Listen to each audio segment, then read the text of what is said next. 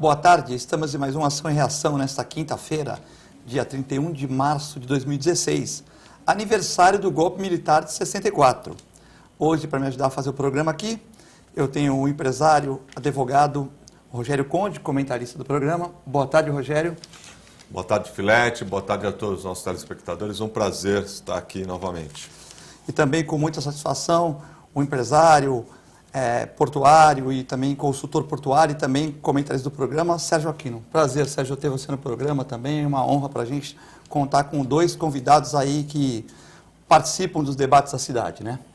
Boa tarde, meu amigo Rogério Conde. É um prazer estar aqui dividindo aqui a sua bancada com você. Boa tarde, meu amigo Filete, o profissional que há muitos e muitos anos cuida de todos os bichinhos que a gente já teve e que tem em casa, que sempre cuidou com muito profissionalismo e carinho. Então, é um prazer estar aqui trocando ideias com você sobre a nossa cidade, Filete. Rogério, começar com você agora, porque nós vamos falar muito de Porto, né? Essa questão do Canal 2 aqui, que anteriormente nós poderíamos não poderia parar num determinado horário. Agora o horário foi ampliado para o do meio-dia às 8 da noite, né? Começa a valer de segunda-feira. Eu hoje não parei no canal, mas tem um monte de carros estacionados, mas não vão tomar multa, só a partir de segunda-feira. O que você acha dessa redução? Ontem eu saindo daqui com o Antônio Carlos da Atmas, que mandou um abraço para você ao vivo no programa. Obrigado. A TV Tribuna, o Jornal Tribuna estava embaixo. Eu dei a minha opinião, mas eu queria que você externasse a sua, depois do Sérgio Aquino, sobre essa questão de melhorar a mobilidade urbana, mas também diminuir os estacionamentos da cidade. Perfeito. Primeiro, retribuir o abraço do Antônio Carlos, que realmente é alguém que se preocupa muito com o segmento da sociedade que ele representa, que são os aposentados, aquele pessoal, todo um cidadão realmente batalhador. Mandar um abraço para ele. Olha, com relação à mobilidade, eu sou a favor de favorecer ao máximo.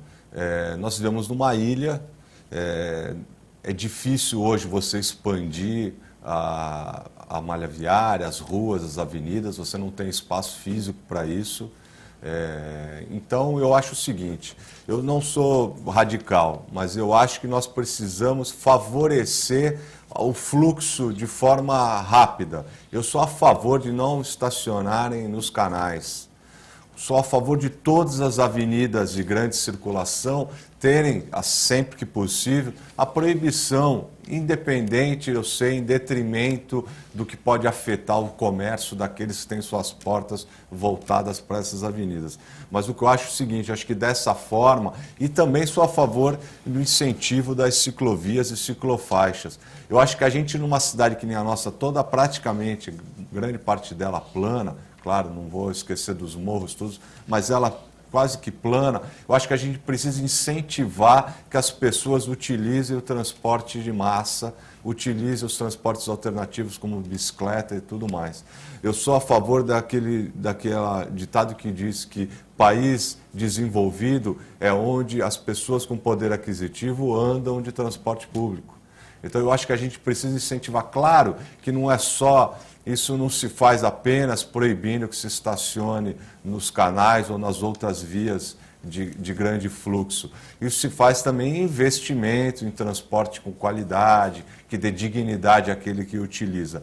Mas eu sou favorável. Aí, claro, tem as outras questões que são... que geram no entorno disso. Ah, mas não tem outros lugares para estacionar. Ah, mas não sei o que. Infelizmente é assim. Vamos flexibilizar a lei também para que a gente possa incentivar prédios, edifícios, garagem. Vamos facilitar para que ocorram PPPs, parcerias público-privadas, onde a gente possa fazer estacionamentos embaixo de praças. Enfim, vamos encontrar alternativas. Mas simplesmente querer que cada um saia, o sujeito saia ali das imediações do Canal 3 ou da Minas Gerais com a Conselheiro Neves, para ir na Praça da Independência, ele vai de carro. O cara quer ir, entendeu? Essas coisas, estou dando exemplos assim, de o cara mora ali no meio da Ana Costa, ele vai para o centro da cidade, ele precisa ir numa repartição pública ou na prefeitura, ele vai de carro e quer estacionar na Praça Mauá, entendeu? Então a gente precisa se conscientizar, e eu acho que isso é uma dinâmica cultural, a gente precisa incentivar e dar o exemplo e tudo, e fazer com que a gente tenha transporte de massa, que a gente tenha, por exemplo, você quer ir, você tem lugares hoje em Boston, por exemplo, nos Estados Unidos, em outras cidades, onde a legislação diz o que você simplesmente quer construir um prédio no centro da cidade, a legislação proíbe que você faça garagem. Você tem 200 apartamentos ou 200 apartamentos em uma unidade habitacional num prédio, você tem 50 vagas de garagem. Quem quiser vai pagar caro pela vaga, ou se não, você quer morar no centro, você vai utilizar o transporte. Por quê? Que é para diminuir a circulação de carros. E outras iniciativas desse tipo. Tóquio também, né? Tóquio e várias outras capitais centro, né? E cidades importantes do mundo já adotam esse tipo de medida. Então eu sou a favor, sim, acho que isso é um início, né, que vem ocorrendo. É claro que os técnicos é que precisam, eu não sou técnico, não sou grande conhecedor dessa área, eu sou um cidadão preocupado em procurar resolver alguns problemas. Agora, eu sou a favor, sim, que não estacione, que se incentive o transporte de qualidade, que se cobre dos gestores que esse transporte seja de qualidade, de eficiência, mas sou a favor, sim. Sérgio Aquino, essa questão dos estacionamentos... Eu concordo com tudo que o Conde falou, mas a gente precisa destacar algumas coisas que são importantes. Esses temas que a gente está discutindo, na verdade, são consequências, né? Esses problemas, os posicionamentos, são consequências de anos, né? Onde o Brasil abandonou o planejamento e, sem planejamento, o país, em praticamente todas as cidades, aplicou medidas episódicas, medidas isoladas, sem coerência e sem lógica. Então, vamos dar um exemplo simplista que nós vivenciamos aqui na nossa cidade. Enquanto o mundo inteiro estava substituindo os bondes modelos antigos pelos modelos atualmente chamados de VLTs, os tramways, né? Usando as mesmas linhas, né? As mesmas linhas férreas que existiam e colocando veículos mais modernos, nós aqui em Santos vimos a destruição do modelo como um todo. Os vagões sendo totalmente destruídos, até na época se dizia amarretadas, não é? E isso mostra a visão distorcida de planejamento e de visão sobre a questão da mobilidade. No mundo inteiro hoje, o transporte público é prioritário e, portanto, todas as medidas são consequência desta ótica de transporte público e parte-se aí a desincentivar que as pessoas usem carro, né? Como foi dito, por exemplo, criar restrições em áreas centrais. Ao invés de incentivar que os prédios tenham tantas vagas, restringir vagas, que é para limitar a quantidade de carros. Agora, para fazer tudo isso, sair de uma linha e numa direção e ir para outra, num país como o Brasil e numa cidade de Santos totalmente adensada e ocupada, não se faz isso sem criar incômodos e sem criar conflitos de posicionamentos. Os princípios no mundo inteiro são estes. Não é criar vagas de estacionamento em vias públicas. Vias públicas são chamadas vias carroçáveis, é para o trânsito, não é para carro ficar parado. Agora, como é que a gente faz isso numa cidade que durante anos foi incentivada ao contrário, né? Durante anos, a legislação passou a exigir que os prédios tivessem vagas, ao contrário do que o mundo estava fazendo. Então nós temos hoje, esse é o grande desafio do gestor público. E o prefeito Paulo, ele está fazendo um esforço tremendo para tentar conciliar um lado, tentar conciliar o outro. É absolutamente impossível contentar todos os lados. Com certeza. Eu só acho também que uma coisa que você tudo concorda com tudo, só acho que tá, além do conforto térmico, que hoje já tem 50%, o Paulo avançou nessa questão, eu concordo, acho que as empresas também tinham que colocar cobertura, né? Porque, por exemplo, vamos pegar aqui, nós, aqui do programa. Desculpa, precisava colocar o quê? Cobertura. Cobertura. Por exemplo, o Rogério está de terno, eu estou de branco, só coloquei o terno aqui, o Sérgio Aquino trabalha de terno e tal. Como é que você vai pegar um ônibus se chover? Cadê a cobertura? Por exemplo, eu estava reparando aqui ontem em frente, conversando com o pessoal da tribuna e com o Antônio Carlos, você vê a cobertura da Benê aqui em frente é curta, e aqui no outro lado, em frente ao restaurante por quilo, a cobertura parece, né, não existe quase. Então, por exemplo, você pega um dia de chuva... Quase não chove em Santos. Quase não chove em Santos, você pega uma senhora de idade, um senhor de idade, uma criança de colo, aquele sol, quer dizer, complicado. Então você tem que fazer a cobertura. Você vai em Curitiba, não precisa ir muito longe, né, Rogério? Curitiba já tem aqueles tipo uma sala, né? Que a pessoa entra toda de fibra, né, de vidro. Quer dizer, não é tão difícil, tem que melhorar, porque para estimular a pessoa a pegar um serviço, um ônibus, a pessoa tem que ter algum conforto. E também a questão do estacionamento, eu não sei se dá mais numa ilha para a gente reduzir, porque as pessoas vão guardar o carro, colocar o carro na rua. Então já está muito complicado, é o que o Sérgio e o Conde falaram. Mas a cidade é possível. Existem muitas cidades, como o Conde disse, que implementaram legislações incentivando prédios de estacionamento, mas prédios de estacionamento com uma visão urbanística, não é? Em Buenos Aires tem muitos prédios no centro, onde você olha o prédio, você não acredita que aquilo é um prédio de estacionamento, porque ele tem um projeto arquitetônico que não é um caixotão simplesmente de pré-moldados e bota carro lá em cima. Então é possível sim você fazer isso, você estudar estacionamentos subterrâneos. A verdade isso é um conjunto de medidas, mas eu acho que talvez está precisando nós discutirmos um plano de mobilidade que seja um plano de Estado, que defina exatamente para onde se quer ir e que os instrumentos sejam para a aplicação desse plano e que isso não possa ser alterado por o prefeito A, B ou C. Esse é o outro, como eu disse agora há pouco, um grande problema nosso no país, que é a falta de planejamento e de planejamento de Estado e não de planejamento de governo. Quer dizer, não importa quem foi eleito, tem obrigação de continuar implementando um plano estratégico. E a questão de mobilidade é fundamental para nós. E fazendo uma parte, na nossa cidade ainda tem um agravante mais que é o cultural. Eu acho que a sociedade precisa se apropriar dessa discussão, a gente precisa ter um incentivo para que as pessoas se conscientizem de que a cidade ela é viável de fora dos carros. Que você não precisa necessariamente andar de carro para tudo. Aqui o cara vai na padaria e pega o carro. Aqui em Santos existe essa cultura muito enraizada, do cidadão, ele vai 3 quadras, ele vai de carro. Ele quer parar na porta. Então, quer dizer, isso dificulta ainda mais. Então, eu acho que uma campanha de conscientização para tentar mudar essa cultura, né, eu acho que seria interessante também. Sérgio, Porto de Santos cresceu na balança comercial e bateu o recorde de produção esse ano. Está tudo indo bem com o Porto ou ainda falta muita coisa? Filete, eu tenho dito, até dei uma entrevista, acho que antes de ontem, sobre isto. Esses números, eles dão uma imagem errada, equivocada, não é? Isso é a mesma coisa que você vê uma fotografia e não analisar o detalhe do que está ali no negativo dela, né? No tempo nosso que tinha o negativo, né?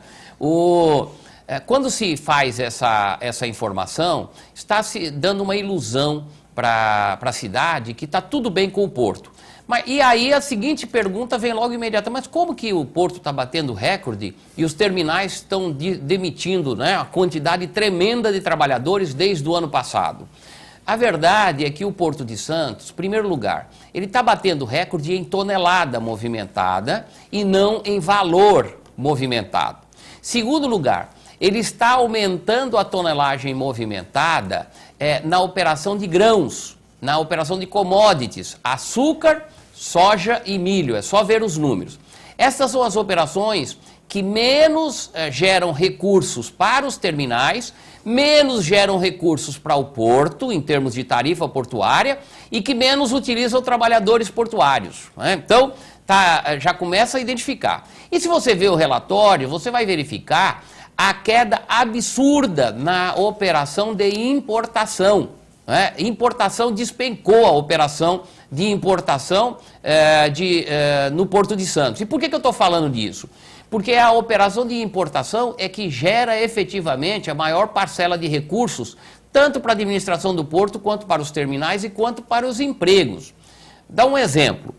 Um container que ele é operado num terminal para exportação, esse container é o que menos gera receita para o terminal, porque existem incentivos tarifários e de preços para se exportar. Além de gerar menos valor para o terminal, esse container não gera nenhuma receita de armazenagem para o terminal, porque o armador manda o exportador entregar o container 5, 10 dias antes do navio chegar, com a armazenagem coberta lá pelo armador. Então o terminal ganha pouco e não tem possibilidade de agregar nenhuma receita nesta operação. A mesma coisa acontece no transbordo e cabotagem, que é um navio descarrega e vem outro leva, baixa remuneração. A importação é justamente o contrário. Quando o container é descarregado e os importadores importam grandes lotes, eles, depois de ultrapassado a janela de 5, 10 dias que o armador dá, os importadores deixam esse container no terminal para ter tempo de nacionalizar, para ter tempo de levar. E isso gera receita de armazenagem para o terminal. Então, além da operação de importação gerar mais receita perante o armador, o terminal ainda pode ganhar dinheiro na armazenagem, na desova do container, quer dizer, tirar as cargas do container, fazer as operações logísticas. Então, esses números nos dão a falsa impressão que está tudo bem com o Porto de Santos. Não está. E, além do mais, nós ainda temos problemas de competitividade futura, porque com o problema de dragagem, portos de Santa Catarina e de Paranaguá estão tirando armadores e operações do Porto de Santos, porque lá eles têm possibilidade de receber navios de maior porte. Rogério, essa questão do porto aí, eu falei até rindo que se está tudo tranquilo, porque eu já sabia que o Aquino ia por criar uma série de situações diferentes, né? Qual a sua opinião? Não, mas eu só tenho que concordar. As pessoas enxergam, às vezes, as matérias que saem, Porto de Santos batendo novamente o recorde. Mas recorde de movimentação que não necessariamente está gerando recurso. E isso é reflexo dessa economia, desses... o que vai falar da nossa economia ultimamente? Nós viramos um país gigantesco que se limita a exportar 4, 5 commodities para o resto do mundo.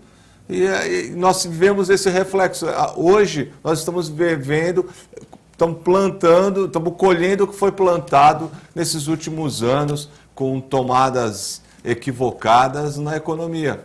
E o nosso porto é isso, sem investimentos estruturantes, de infraestrutura, um desperdício danado.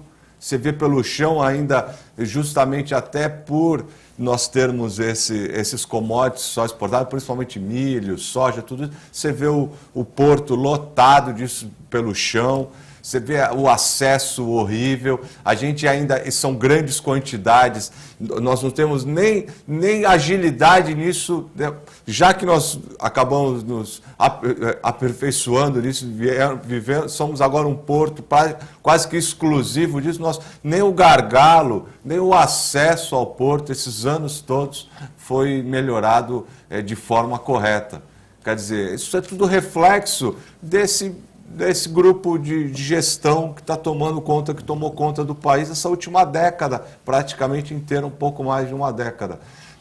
Decisões equivocadas, incentivos errados, e nós fizemos isso. Temos um potencial gigantesco aqui no nosso quintal, que é esse porto, e hoje a gente se limita a exportar 5 commodities para o resto do mundo. Filete, permita só pegar o gancho que o Rogério colocou, eu concordo plenamente. Também eu tenho dito, quando se pergunta sobre o cenário do Porto de Santos, o Porto de Santos está na cidade de Santos, está no Brasil. Não tem como ele ficar imune a esse desastre econômico que o país foi colocado, né? Por medidas inadequadas, por falta de ação e por omissão ou ações inadequadas. Eu estive num seminário há 2 semanas atrás, em Belém, onde um executivo de uma grande trading usou uma figura de linguagem muito interessante que eu queria repetir aqui. Ele falou o dano que o governo federal causou ao sistema portuário brasileiro quando empurrou goela abaixo uma medida provisória implantando uma lei portuária nova que ela não é simplesmente diferente do mundo, ela é oposta ao que o mundo pratica. E esse diretor, né, ele disse mais ou menos o seguinte, falou, olha, o Brasil estava num momento, e o sistema portuário estava num momento, que nós estávamos ganhando o jogo. Nós estávamos nos aproximando do final do jogo, né? Era segurar, administrar o ritmo e ganhar o jogo. Aí o técnico percebeu que um jogador estava mancando um pouco. Então, é o seguinte, precisava dar uma adequaçãozinha na lei, precisava mexer, a gente sabe que precisava mexer no artigo 4º da 8630 para resolver a disputa de terminal privativo com porto público. Era um jogador do time mancando, né? Ao invés do técnico substituir esse jogador e botar o time, né, totalmente em condições de ganhar o jogo, o que o técnico ou a técnica presidente da República fez? Ela parou o jogo, pediu um tempo, né, esfriou, né, o time todo, e o que é pior, quando ela voltou para dentro, ela voltou o time para a quadra de jogo, ela voltou com um time todo diferente que precisava se entender ainda, que era a nova lei. É isso que aconteceu. Aí esse diretor disse, a verdade é que quando entrou o novo time, nós perdemos o jogo e até agora está se tentando ver que é possível fazer um novo campeonato. Então é isso que nós estamos vivendo no país e que se reflete no sistema portuário. Uma legislação portuária que abandonou a relação com a cidade, né? Não existe mais nenhuma relação legal, enfraqueceu a administração portuária, por melhores técnicos que a gente tenha na Codesp, por exemplo, o presidente, o Alex Oliva, ele é um técnico, ele conhece, trabalhou na ANTAC. Só que a administração portuária hoje não é só de Santos, não. Nenhuma administração portuária de porto organizado hoje tem autoridade e competência para decidir nenhum ponto que seja estratégico. Tudo é, hoje, pela legislação e pelo decreto que a regulamentou atualmente, tudo decidido pela Secretaria de Portos em Brasília e pela ANTAC. Até as licitações são feitas lá e o dinheiro vai para o orçamento único da União. Isso é quando a gente comenta com os estrangeiros, pessoas de outros portos vêm para cá, eles perguntam para... Não, explica de novo, porque eles não conseguem entender como é que uma licitação, por exemplo, aqui do Porto de Santos, que rendeu 400 milhões de reais, que era para então entrar aqui no orçamento aqui para ser aplicado aqui, como é que esse dinheiro foi para o governo federal e agora a gente fica suplicando para vir dinheiro do governo federal para fazer dragagem como se fosse um favor. Então, nós precisamos que a comunidade local, e aí é um papel importante de todos os formadores de opinião, de todas as entidades, que nós lutemos para recuperar o modelo portuário brasileiro, que isso certamente ajudará muito a recuperar a economia do país. O presidente Alex Oliva assinou em Brasília, né, a questão da dragagem, 21 milhões, e para conseguir durante 6 meses, começa em 15 dias, em 6 meses. O que você achou disso, Sérgio? É uma dragagem emergencial de berço, né, porque nós estamos sem dragagem nenhuma. Deixa eu usar outra linguagem figurada. Tá com 13? Não, nós estamos variando. A última edição estava variando de 14,5 a 15 de profundidade. Isso permite navio de operação de 13,5 a 14 metros. Hoje, os navios que precisam ser competitivos no mercado, precisam de calado, que é a medida do navio, de 16 metros. Para isso, precisaria de 17 de profundidade. Então, nós não temos nem o que precisaríamos para atender o elementar. E o que é pior... 17 é possível? Esse é o projeto que as empresas estão pagando. Que nunca tiveram 17, nunca tiveram. Não. Isso tem que fazer o aprofundamento. As empresas do Porto estão pagando esse estudo pela USP, já que o governo federal não faz, então as empresas estão fazendo o estudo do que é possível do calado máximo e da largura máxima do canal do Porto. O problema todo é que nós estamos há meses, né, sem dragagem, e a dragagem é a sobrevida do porto. Deixa eu usar outra linguagem figurada rapidinho. Da mesma forma que o nosso corpo, nós precisamos de oxigênio para se manter vivo, nos manter vivo, né? E o oxigênio, ele usa o nosso sistema respiratório. O sistema respiratório tem que estar desobstruído para que a ventilação circule, não é isso? Num porto, o oxigênio do porto são os navios. Se não tiver navio competitivo que entre e saia, você pode ter armazém, pode ter terminal, tudo, mas você não tem um porto. E os navios, eles só entram e saem, eles precisam de um canal desobstruído. O que é isso? Profundidade adequada. Como é que você faz isso? Num porto de estuário, como é o de Santos, onde a sedimentação, com a movimentação da maré, a areia continua sendo depositada, é a dragagem. É retirar, a natureza vai lá, movimenta a água, joga areia no fundo. Você vai lá e tira para manter a profundidade.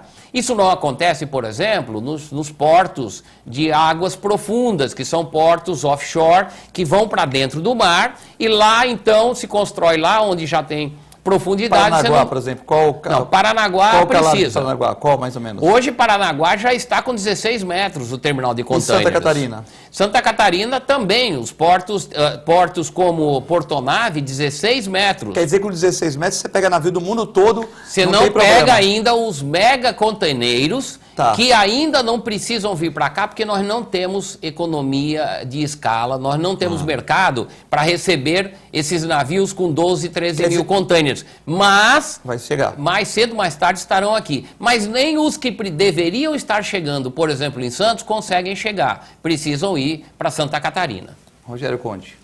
Não, isso aí isso é um fato. Né? O Sérgio Aquino está expondo um fato e que a gente está acompanhando. Agora, precisa ver até esse estudo que, na minha opinião, isso já deveria ter sido feito há muito tempo, né? O que a gente sempre conversa, falta de planejamento no país, isso já tinha que estar há muito tempo. Agora, meu medo é a questão de meio ambiente, tudo isso que a gente sabe que é um entrave. Claro que a preocupação é válida e ela precisa existir, mas dentro do nosso país, o desenvolvimento ele sempre esbarra em alguma forma nas questões ambientais. E eu tenho certeza que essa não vai ser diferente. Você vê, hoje já tem aquele problema que diz que a ponta da praia, não se sabe se está acabando a areia ali da ponta da praia, se é por força... Esse estudo também vai pegar esse claro, esquema, né? A gente precisa ter esse diagnóstico. Agora, eu fico...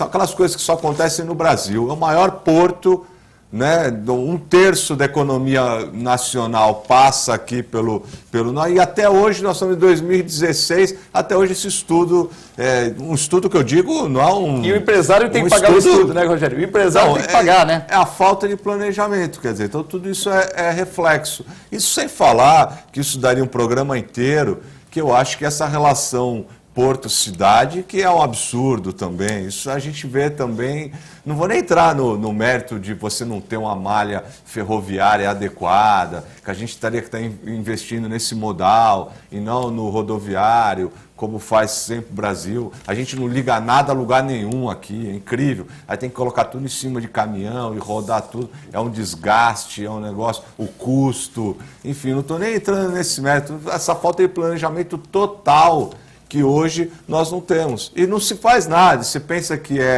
e se não tivesse a iniciativa dos próprios empresários e tudo, a gente ainda estaria pedindo com o chapéu na mão, pedindo esse estudo, não sairia. Isso porque é um porto da importância que tem em Santos. Você imagina os outros que não são nem tão...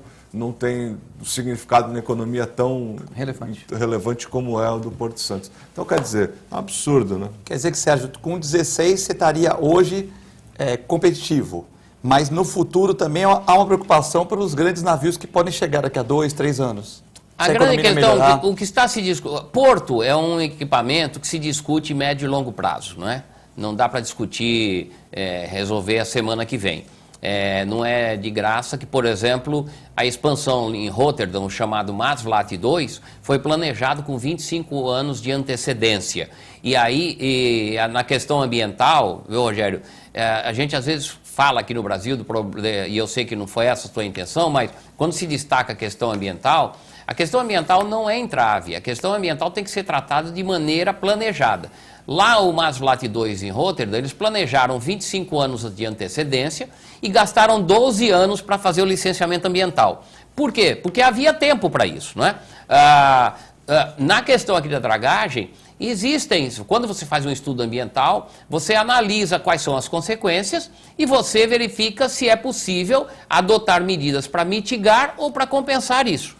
E existem sim questões técnicas, inclusive já sinalizadas por técnicos, como por exemplo um molhe ali na ponta da praia, que além de melhorar a questão da dragagem, tem a possibilidade de recuperar a praia. É o fenômeno chamado de engordamento praial. Dependendo de como você posiciona o molhe, o movimento da areia faz com que da água faz com que a areia volte a ser depositada onde ela existia anteriormente.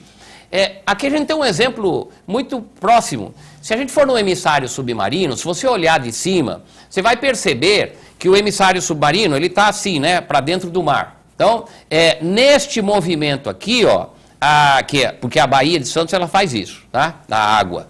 Neste movimento aqui, este lado do emissário criou uma areia, uma praia muito maior do que tem desse lado.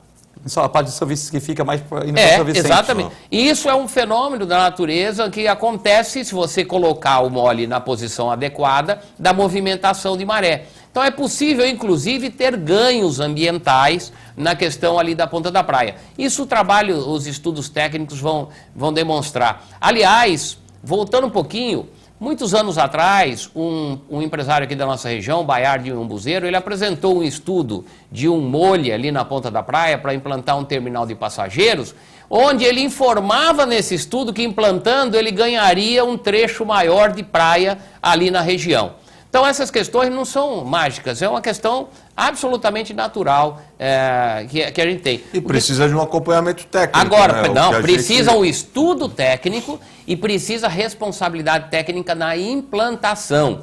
Isto nós vamos ter, nós precisamos recuperar, volto a dizer, planejamento, recuperar a relação da cidade-porto, uma ligação de responsabilidade de ambos os lados, um tem que entender o lado do outro e os dois trabalharem juntos. E nós perdemos esta relação com a lei atual. O grande instrumento que nós tínhamos antes desta lei atual era o CAP, o Conselho de Autoridade Portuária, que tratou de temas estratégicos na legislação anterior e definiu posicionamentos estratégicos conjuntos entre as cidades aqui da Baixada e a administração do Porto. E hoje nada disso é mais utilizado, porque hoje não se depende mais de discussões locais. Nós vamos a um breve intervalo, já voltamos.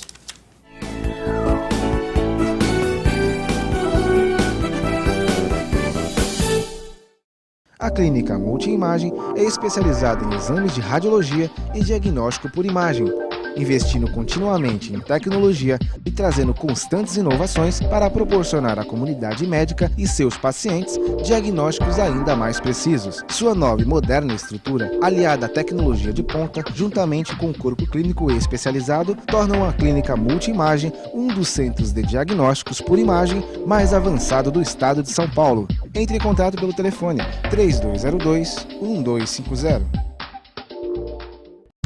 Com o objetivo de atender cada vez melhor, o Plano de Saúde Santa Casa oferece a você e a sua família uma ampla rede de atendimento em Santos, São Vicente, Praia Grande, Cubatão e Guarujá.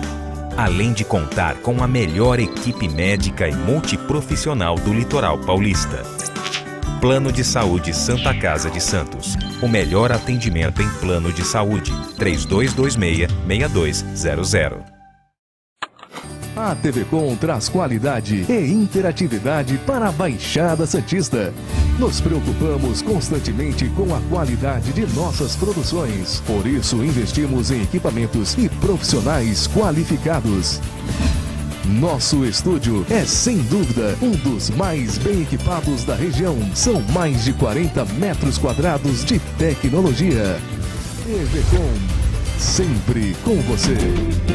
Corta.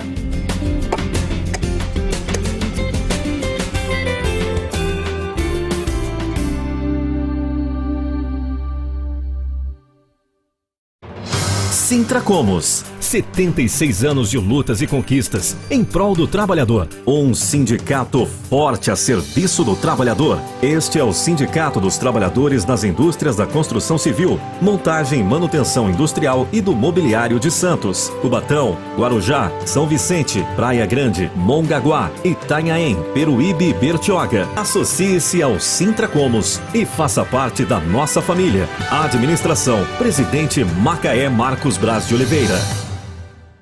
Existe um lugar em Santos onde você encontra os empreendimentos mais fascinantes da região. Um lugar amplo, aconchegante, feito para oferecer o melhor atendimento para você. Um lugar que reúne as melhores opções residenciais e comerciais nos bairros mais nobres de Santos. Um lugar que a gente nem precisava dizer, porque você já sabe. Central de Vendas Grupo Mendes, Rua Guaiaó 55, Aparecida. Venha fechar um bom negócio para abrir as portas do seu novo lugar. Sindicato dos Trabalhadores Municipais de Praia Grande, há mais de 20 anos levando aos seus associados planos de saúde e convênios, assistência odontológica e jurídica, curso de capacitação e outros benefícios, dando aos servidores melhores condições de trabalho e qualidade de vida. Para mais informações, acesse o site www.sindicatopraiagrande.org.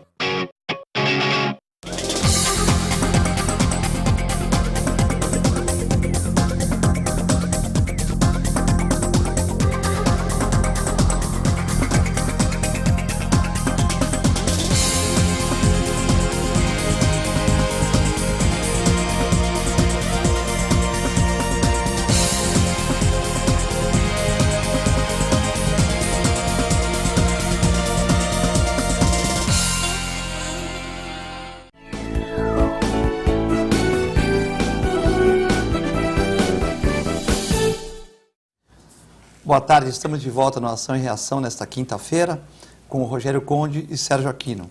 Tem muitas perguntas aqui. O Aldinei, faço uso de transporte público desde 2012, quando vendi meu carro. Mesmo assim, eu ia de ônibus, de táxi quando tinha carro. Gostaria de criticar a falta de ônibus nos fins de semana. A partir de sábado, depois de sábado no meio-dia é sofrível. Muitas vezes fui a pé. Deveria esperar no mínimo 30 minutos, não uma hora e meia. Queria saber a opinião do Rogério Conde. Ele está falando que... Como é o nome dele? Adinei. Boa, Adinei. Adinei, primeiro mandar um abraço, agradecer sua audiência. Eu acho que você tem razão. Realmente, eu já escutei essa reclamação em outras oportunidades e isso também é um fato. Realmente, as empresas que detêm a concessão do transporte aqui, elas diminuem o número de carros pela cidade.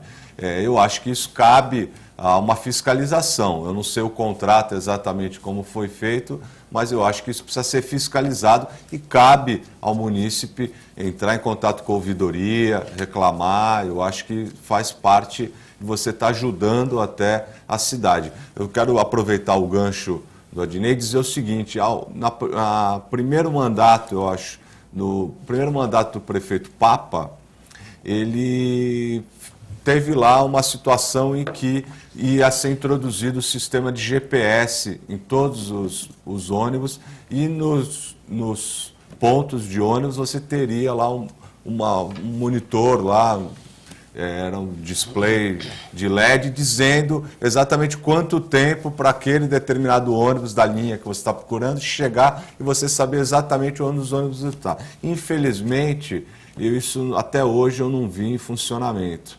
E eu acho que a modernidade e a tecnologia existem para isso, para dar conforto para nós. Mas parece que tem que ter cobertura também, né, Rogério? Não. Para não ficar tomando chuva, porque hoje se alguns locais o usuário toma chuva, sol, né?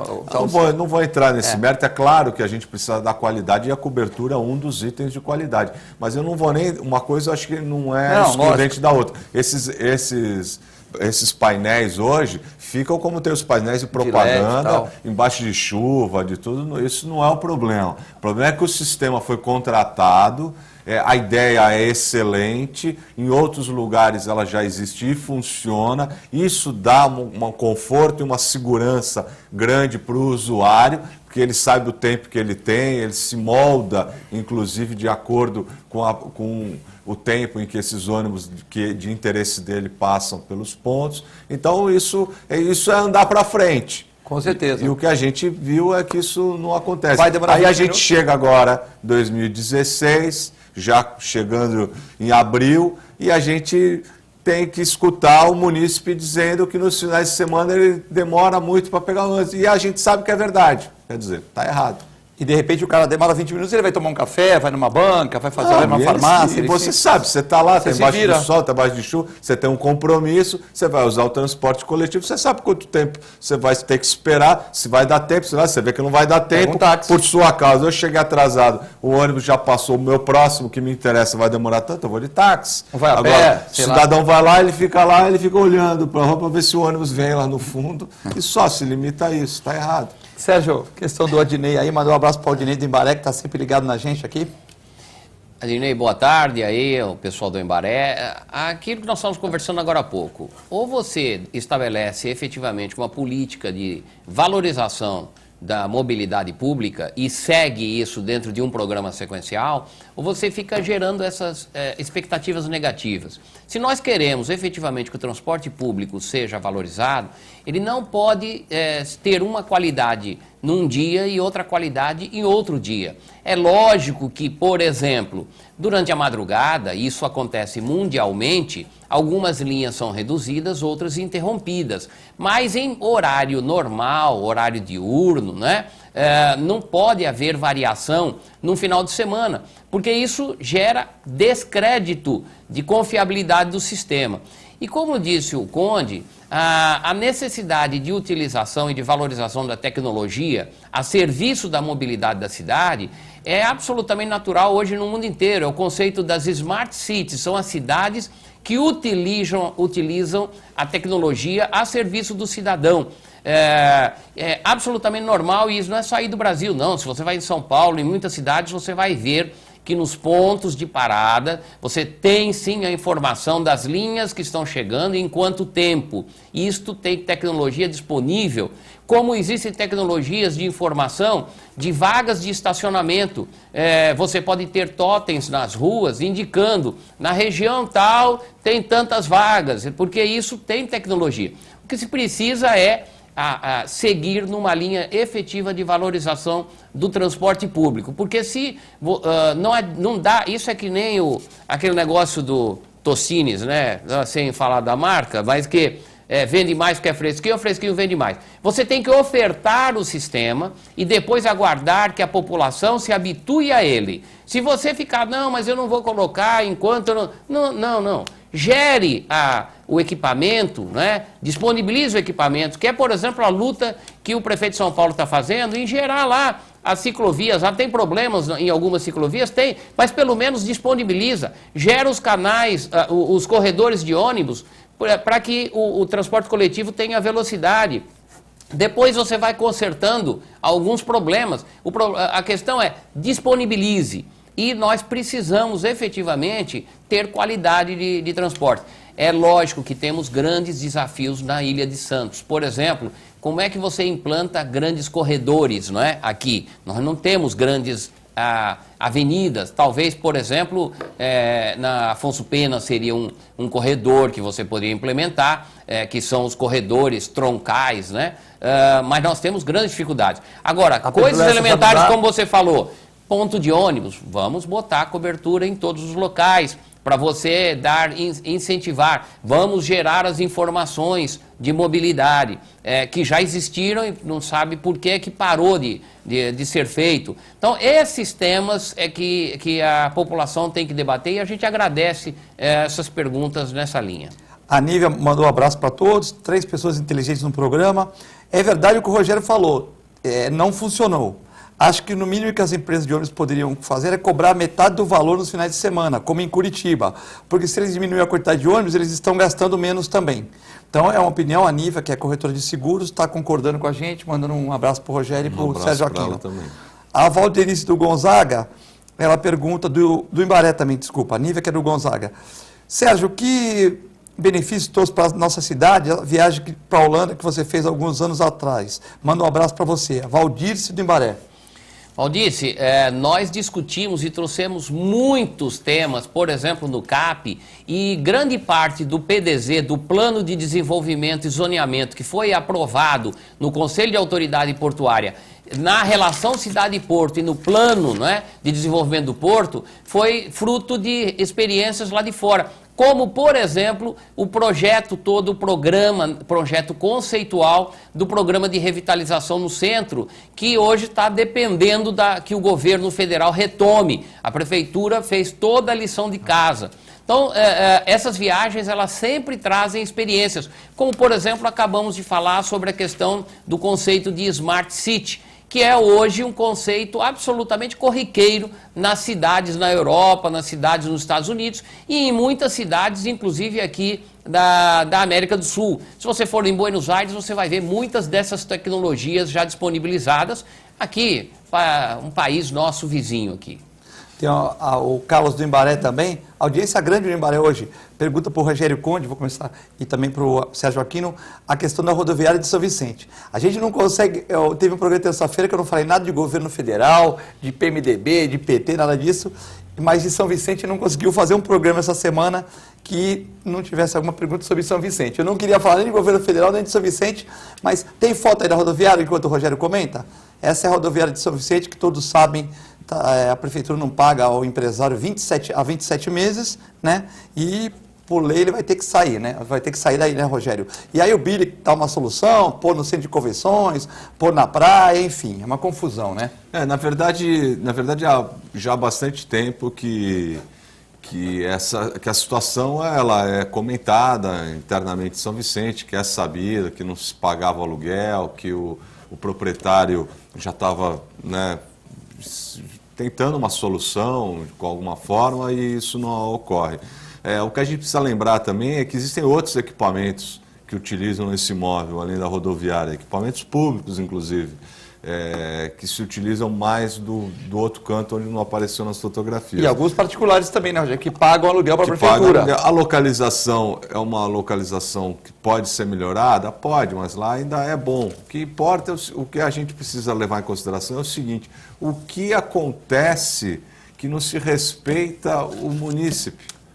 Como é que você troca uma rodoviária ou fecha uma rodoviária de um dia para o outro sem ter um outro equipamento já de acordo para entrar em funcionamento imediatamente? E as pessoas que se programaram, como fazem? Essa falta de respeito com o cidadão é que me deixa completamente sem ação. Eu não vou nem entrar aqui no mérito, porque senão também aqui a gente vai discutir, vai entrar na questão política, tudo, de como pode ficar um gestor público que arrecada dinheiro, que tem lá, pode ter os seus problemas de arrecadação, como todas as cidades estão tendo e tudo, mas que não prioriza os equipamentos que são importantes, que fazem toda a diferença no cotidiano do município. O gestor, ele está lá, não para qualquer outra coisa a não ser gerir os recursos para facilitar a vida das pessoas que moram na cidade. Então, como é que você deixa de pagar? Não é você deixar atrasar 1 mês, 2 meses, a gente sabe, as situações às vezes são convênios, repasses, tudo, mas 27 meses. 27 meses quer dizer, o que me leva a acreditar é que tem má fé nisso. Desculpa, eu não estou mais. Se eu ficar 27, você atrasar 1, 2, 3, 4 meses, faz já um acordo, desagradável. Né, faz um acordo com o proprietário. Mas você, né, ficar 27 meses sem pagar aluguel, é porque você não quer que mais que aquele equipamento fique lá. Eu entendo isso, às vezes você pode utilizar isso, os administradores sabem disso, pode ser uma estratégia, falar, eu vou cansar o proprietário até ele rescindir o contrato, tudo, porque eu tenho já um outro local, um outro equipamento. Pronto. Agora, o que a gente percebe é que não é isso. Realmente vai fechar a rodoviária, não vai abrir outra. Porque se não tem dinheiro, se o plano não era esse, o plano era realmente não... Você não pagou, ele vai sair, a rodoviária vai para onde? Se tivesse um lugar para ele, paga 80 mil. Pô, não foi um contrato que fui eu que assinei? Foi na época eu já escutei que queria repassar a rodoviária, mas cadê projeto? Cadê teria que ter outro local, né, Rogério? Cadê? Teria que ter outro... Eu vou cansar que não é certo. Que não é, que a gente que já é uma atitude ruim. Desculpa, mas né, de um... Vou cansar prefeito, vou cansar o sujeito para ele tal. Mas cadê outro local então? Se foi então, não tem. Quer dizer, mas a estratégia então suja, mas cadê o local? Então é isso que a gente pede. Quem paga, né, quem sofre isso de novo é o município. Como acontece, por exemplo, com o canal do Catiapoã.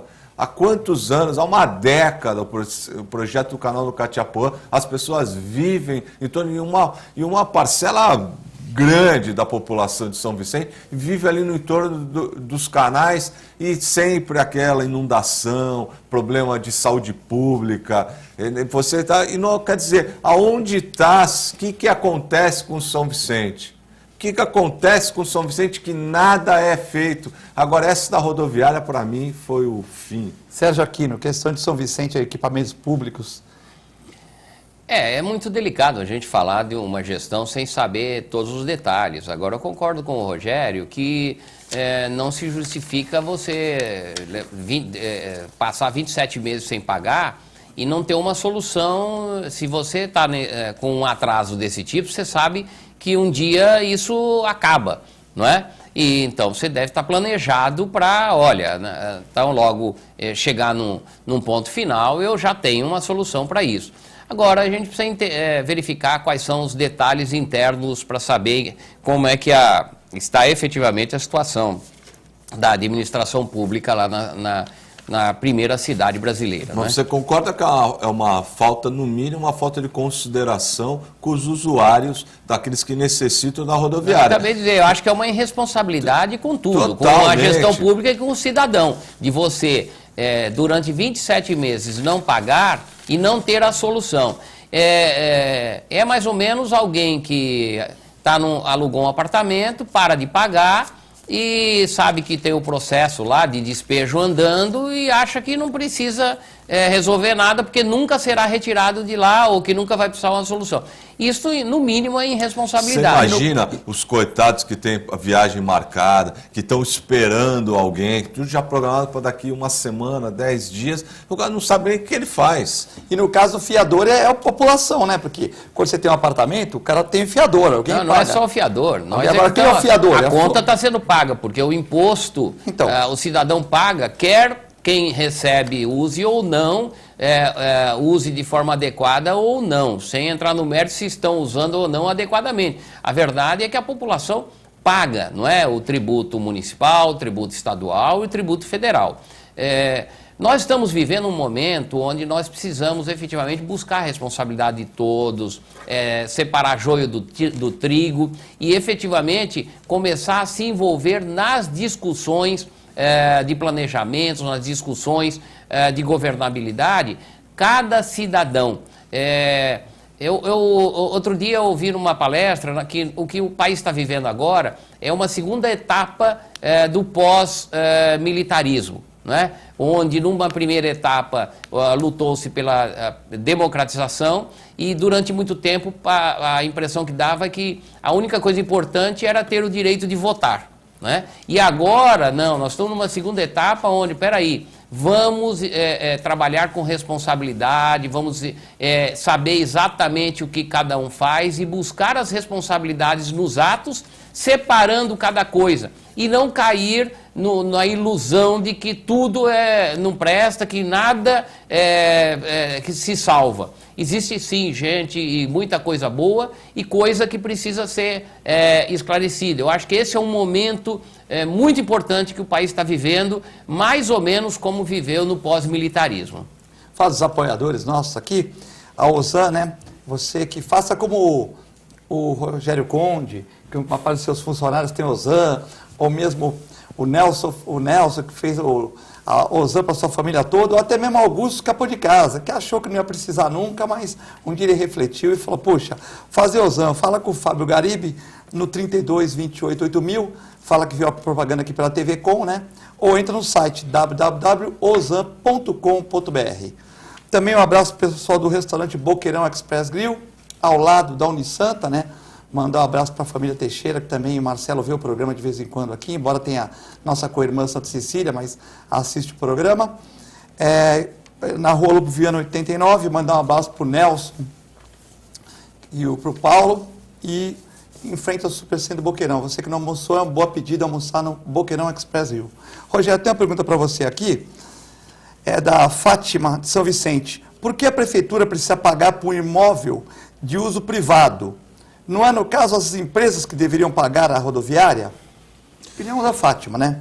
Não, eu não sei, eu desconheço a forma como foi feito esse contrato, eu não sei, mas eu sei que a prefeitura, ela utiliza não só como rodoviária, ali tem outros equipamentos, como eu disse antes, eu sei que tem, acho que a Secretaria de Abastecimento também utiliza lá, e algumas outras, acho que atendimento ao trabalhador também utiliza o do imóvel. Agora, é claro, e eu não tenho dúvida disso, que a prefeitura deve receber alguma contribuição daqueles que se utilizam, das empresas privadas que utilizam. Mas a gestão do equipamento todo é feita pela administração. E é ela que se é encarregada de pagar o funcionário, o proprietário. Eu fico até, você está me chamando a atenção, eu fico até pasmo, eu espero sinceramente que a prefeitura não recolha das empresas de ônibus uma determinada quantia e não repasse, quer dizer, é pior ainda.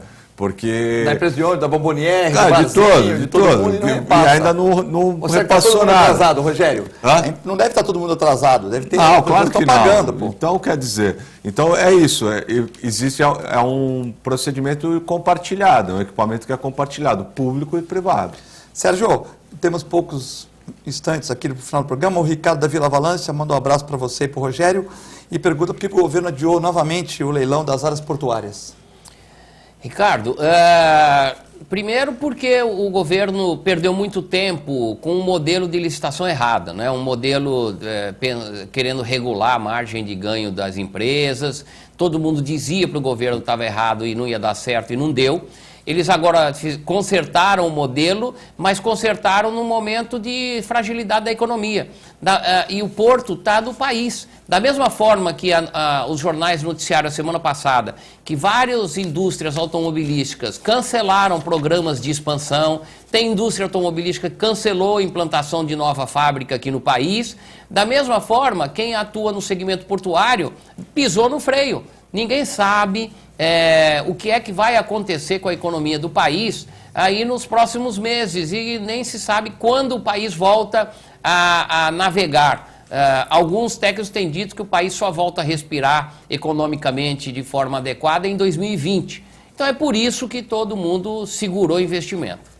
Rogério Conde, foi um prazer ter você no programa. Se você quiser falar rapidamente do evento que vai ter da Portuguesa, né, que você me convidou. Eu vou falar. Estava esquecendo, né? Estava esquecendo. Mas antes eu só vou complementar o que o Sérgio Aquino falou. Nós perdemos uma grande oportunidade, em minha opinião, na época das primeiras licitações para privatização dos terminais e tudo, de termos conseguido viabilizar o projeto Porto Valongo.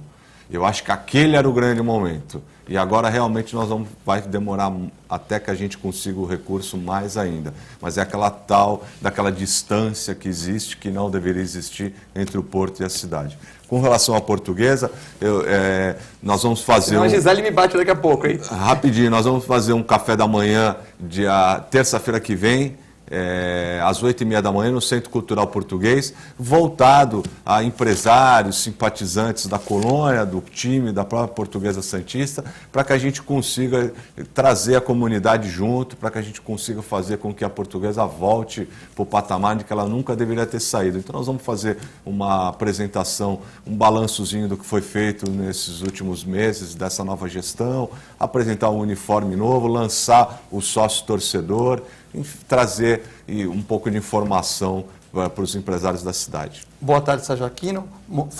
Avisando que o programa tem reprise às 11 horas e à meia-noite e meia também. Um abraço para a família, é sempre bom ter você aqui com o Rogério para a gente discutir questões da cidade e do Porto. Obrigado, Filete, obrigado, Conde, obrigado aos espectadores que nos acompanharam e logo levo a Nina de novo lá para você dar uma olhadinha, que é a nossa Shih Tzu lá de casa. Obrigado à técnica da TV Com, fique com Deus e até amanhã, se Deus quiser.